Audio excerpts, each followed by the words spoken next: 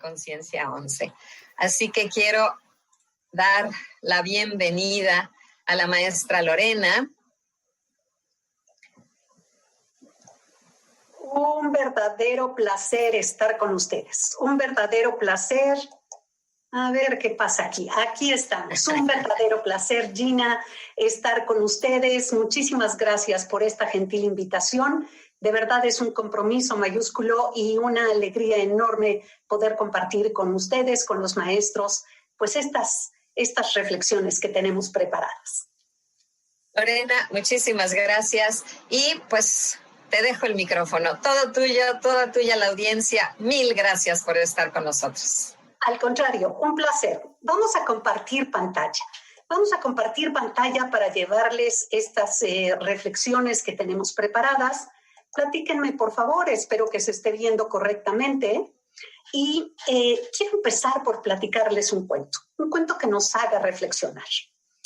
Resulta que había un alpinista altamente experimentado. Este hombre sabía exactamente todos los trucos de la montaña y se sentía capaz de ascenderla de manera solitaria. Una de tantas tardes, uno de tantos días, se prepara justamente para ascender una montaña que además tenía como retos interesantes y se consideraba una montaña de alto riesgo. Debo decir que este hombre era poco creyente. Al final del día, consideraba que sus propias capacidades eran suficientes para enfrentar cualquier cosa que tuviera que presentarse. Empieza el ascenso en la montaña y de pronto resulta que a media montaña, o sabrá Dios dónde, empieza a caer no solo la noche, sino una tormenta enorme, una tormenta de nieve. Este hombre empieza a aferrarse fuertemente a su cuerda, porque además los vientos de verdad eran arrasadores. En ese momento, pues parece que algo extraño sucede. Se zafa un poco este clavo, este pico que ponen en las montañas y el hombre empieza a caer aferrándose fuertemente a su cuerda. En ese momento empieza a decir: Dios, si de verdad existes, por favor dime qué hacer. En medio de esta tormenta se escucha una voz que le dice: ¿acaso me llamabas? Y el hombre contesta: si eres Dios, ayúdame. No sé en dónde estoy, tengo miedo. Está francamente terrible esta tormenta. Y aquella voz le dice: lo único que tienes que hacer es soltarte de tu cuerda. Se hace un silencio, el hombre con más ganas se aferra y al día siguiente se encuentra a este alpinista totalmente congelado a solo 2 metros del piso. ¿Qué nos quiere decir esto? Yo te quiero decir, queridísimo maestro, que cualquiera que sea tu condición emocional, espiritual, la respeto profundamente. Pero me encanta contar este cuento porque es como el principio de reflexionar a qué cuerda nos estamos aferrando. Esta pandemia nos puso a ti y a mí contra la lona, nos tomó por sorpresa, generó una cantidad de retos inimaginables, que sin duda alguna, y debo decirlo fuerte y querido porque lo he dicho en todos los escenarios, me siento profundamente orgullosa de la labor de los maestros mexicanos. Siempre he creído que en esta pandemia hay 2 héroes. El primero, sin duda alguna, han sido los médicos, que salvan vidas. Pero el segundo gran héroe de esta pandemia eres tú, queridísimo maestro, que te soltaste de tu cuerda, de los viejos paradigmas, del no puedo, y simple y llanamente dijiste que hay que hacer. Y aquí estamos tú y yo, frente a través de esta pantalla, de esta maravillosa tecnología que de alguna suerte nos permite acercarnos. Pero ¿sabes una cosa? No solamente tenemos como paradigmas o cuerdas a las que nos aferramos en ese sentido. Y yo te quiero invitar a que reflexionemos. ¿Alguna vez? Seguramente has escuchado que la mente es infinitamente poderosa, pero también estoy segura que más de una vez has de haber pensado, o cuando menos se te atravesó por ahí el pensamiento de, pues ha de ser poderosa la mente de otro, porque yo por más que insisto, las cosas no me salen como yo quiero. Pero déjame decirte que no es así. Tienes la mente de un genio. tienes las capacidades que elijas tener, porque potencialmente tu cerebro, el mío, el de tus alumnos, está diseñado para hacer grandes cosas. El tema es que hasta hace relativamente poco tiempo parecía que no estábamos tomando suficientemente en cuenta todas esas potencialidades, que le apostábamos más al tema de la memorización, al tema de repetir cosas, al tema de la letra con sangre entra. ¿Te suena? ¿Te suena familiar? ¿Te suena conocida esta historia? Lamentablemente estoy segura que sí, que a más de uno de nosotros este fue el sistema con el que nos dijeron hay que aprender. Pero ¿sabes una cosa? La mente es infinitamente prodigiosa. Y te quiero compartir algunas cosas, algunos datos que deseo te puedan resultar interesantes. Imagínate que tu cerebro, para empezar, se activa. Esta mente se activa en la 8ª semana de gestación. Sí, ni siquiera estás terminadito de hacer cuando esta mente poderosa se prendió, como si fuera un switch. ¿Pero qué mente? ¿Solo tenemos una? ¿O a qué te estás refiriendo? Quizás empiecen a preguntarse. Déjame contarte algo, que por supuesto profundizaré muchísimo más en este curso al que te invito al que participes. La mente es una especie como de iceberg. Para efecto de programación neurolingüística hay 2 mentes que se trabajan. La mente consciente, que es esta mente prodigiosa, donde analizamos, cuestionamos, preguntamos, decidimos, elegimos, donde tenemos sentido del humor. Esa mente que funciona como en razón de tus 5 sentidos. Es una mente increíble, sin duda alguna. Pero déjame te cuento algo. Solamente tiene el 5% de la capacidad mental en relación a toda tu mente, a todo ese poder infinito que existe en ti, para aprender, para elegir, para decidir, para soñar. La otra parte, el 95% restante, es una mente a la que llamamos mente inconsciente. Esa es la mente que se activa en la 8ª semana de gestación. Se prende como un switch y empieza a recibir, cual computadora, cual disco duro, a grabar todo eso que ocurre a través de mamá en ese momento. Lo que siente, lo que piensa, y empieza a ser programada esta mente. Pero déjame contarte brevemente que esta mente prodigiosa, la del 95%, tiene capacidades radicalmente diferentes a las de la mente consciente. Esa mente inconsciente es una mente que no analiza, que no cuestiona, que no tiene sentido del humor.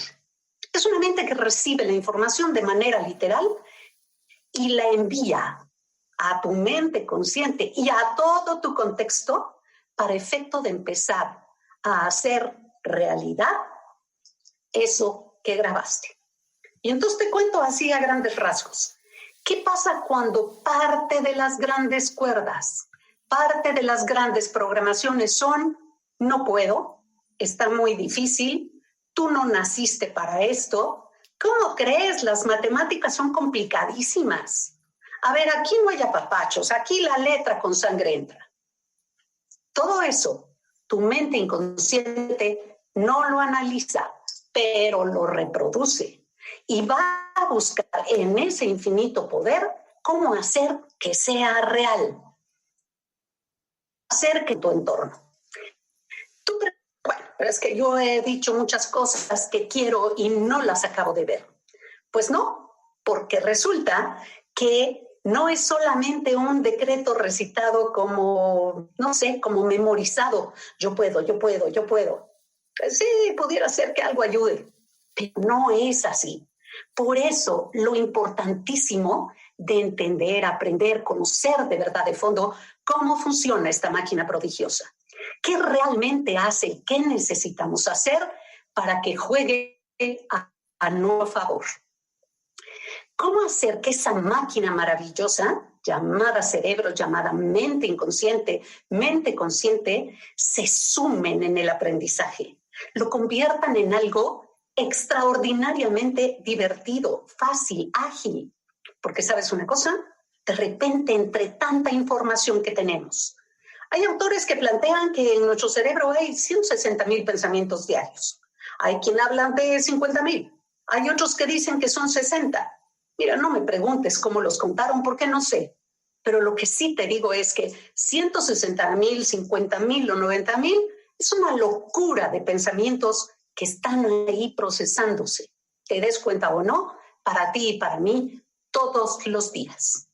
Y la pregunta sería, ¿y cómo hacemos entonces para controlar esos 160,000 pensamientos y que operen a mi favor? A ver, no hay modo. 160,000 pensamientos controlados, no hay manera. Lo que sí hay manera es como de instalar nuevos paradigmas, nuevos patrones de conducta que repercuten, que hacen sinapsis, que es esa conexión neuronal entre una neurona y otra para crear pensamientos diferentes, para crear rutas distintas de pensamiento, de acciones y, por supuesto, de logros. Tus pensamientos crean, aunque usted no lo crea. No es un asunto de un rollo de tú échale ganitas y verás cómo sale. Es un asunto de neurociencias. Es entender exactamente cómo tengo que hacer para que estas conexiones neuronales produzcan mejores resultados. ¿Cómo hacer que la memoria, que no la memorización, realmente se amplíe, funcione? Hay por ahí una frase que me encanta que dice que no podríamos hacer un guante sin conocer la mano y su función. Pues no podemos educar si no conocemos cómo funciona el cerebro. Y aprendimos paradigmas que hoy, por supuesto, son obsoletos, queridísimo maestro. ¿Por qué? Pues porque así es la vida, porque nos va retando, porque nos va poniendo nuevos condicionamientos para decir, esta cuerda de la que me aferré ya no funciona. Yo te preguntaría si por negarnos, enojarnos, maldecir esta pandemia, estaríamos logrando lo que estás logrando, lo que estamos logrando a través de romper paradigmas, de no sé cómo funciona un Zoom, no sé cómo funciona conectarme, tengo problemas simplemente para entender cómo me puedo conectar. Pues con la pena brincaste el paradigma y hoy estamos aquí. Y estamos aquí en beneficio tuyo, en beneficio de tus niños, de tus jóvenes. Estamos empezando realmente a ser mucho más libres de pensamiento. Porque la libertad del pensamiento, que también voy a profundizar muchísimo en este curso al que te invito que participes, no es una cuestión tan simple de ¿qué prefieres? ¿Eliges una hamburguesa o un pescado? Porque soy libre de elegir cualquiera de las dos. ¿Seguro? ¿Quién sabe qué tan condicionados estamos para tender a elegir o la hamburguesa o el pescado? Y esto llévatelo a cualquier ejemplo. Llévatelo a la condición de los contenidos de tus programas, de la forma de explicarlos, de la manera en que te relacionas con tus alumnos, de la manera en que les envías esta energía para decir, hey, venga, sí podemos. ¿Eres libre? ¿Somos libres? ¿O estamos súper condicionados a un montón de paradigmas que, por cierto, como vienen diciendo en cada uno de estos webinars, en cada uno de estas presentaciones, esta pandemia tiró muchos muros y puso al descubierto muchas cosas. Levantemos una energía distinta, no volvamos a levantar los mismos muros. Y todo esto, ¿qué crees? Tiene que ver con creencias. Pero insisto, cada vez que a ti y a mí nos preguntan, oye, ¿qué es una creencia o en qué crees? Habitualmente nos vamos a la parte espiritual. Y vuelvo a reiterarte, la que tú tengas absolutamente respetable. Y si no la tienes, también. Pero las creencias no están solo situadas en una condición espiritual o religiosa. Tenemos creencias sobre todo. Cada uno, y lo estamos viviendo, ¿qué crees de la pandemia? Hay quien a estas alturas del partido sigue diciendo que es ahora sí que literal, un invento chino. Hay quien dice no pasa nada y tenemos 100,000 muertos en el país. ¿Para qué lado de la creencia te mueves? Pero tenemos creencias sobre el amor, sobre el dinero, sobre el logro profesional, sobre mi propio autoconcepto, sobre lo que es el éxito, sobre lo que merezco y no. Y esto se puede modificar. Porque tú y yo tenemos creencias súper empoderantes que nos han hecho salir adelante, levantarnos. Pero también tenemos creencias que nos dan para abajo.